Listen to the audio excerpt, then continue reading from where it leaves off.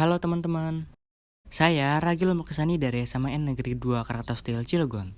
Tahu gak sih, angka putus sekolah di Indonesia masih tinggi loh teman-teman.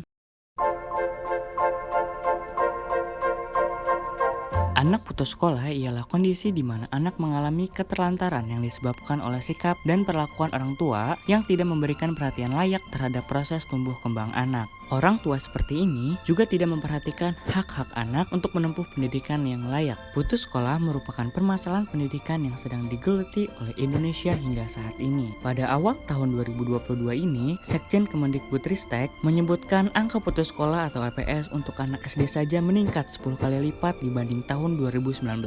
Hal ini menyebabkan penurunan jumlah peserta didik. Selain itu, lansir dari Databox per 31 Desember 2021, angka anak putus sekolah mencapai 75.303 orang anak yang sekolah dasar memegang angka tertinggi, yakni 38.716 orang. Jenjang SMP mengalami kenaikan dari tahun sebelumnya, yaitu tahun 2020, 11.378 orang menjadi 15.042 orang.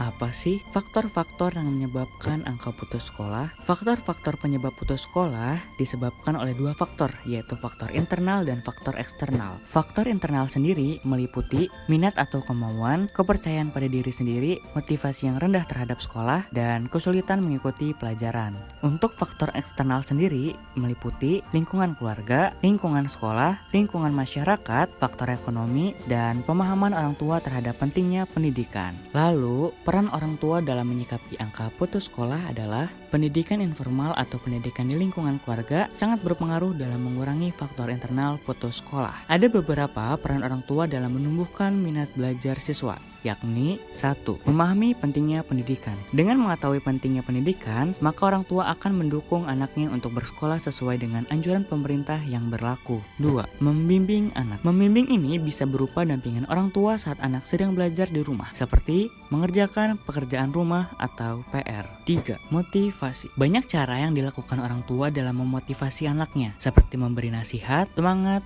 dan juga hadiah kepada anaknya. 4. Fasilitas. Fasilitas yang memadai dapat menumbuhkan semangat belajar anak menjadi lebih baik. Bagaimana pemerintah dalam menyikapi angka putus sekolah? Meskipun penting, tak semua orang tua dapat memberikan hal-hal yang disebutkan tadi bagi anaknya. Disinilah peran pemerintah melalui lembaga kepemerintahan setempat untuk mengendalikan hal tersebut.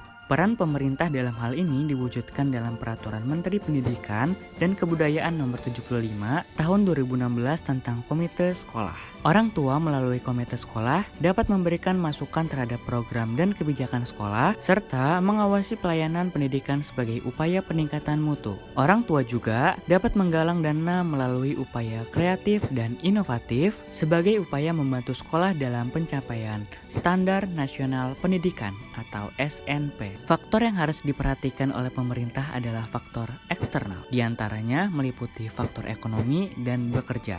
Pemberantasan angka putus sekolah atau APS pada akhirnya merupakan tugas yang harus diemban bersama. Bukan hanya pemerintah, namun juga peran orang tua dalam melaksanakan pendidikan di lingkungan keluarga. Jika semua pihak sudah memiliki kesadaran dan ikut andil, maka tujuan nasional pendidikan di Indonesia akan terwujud.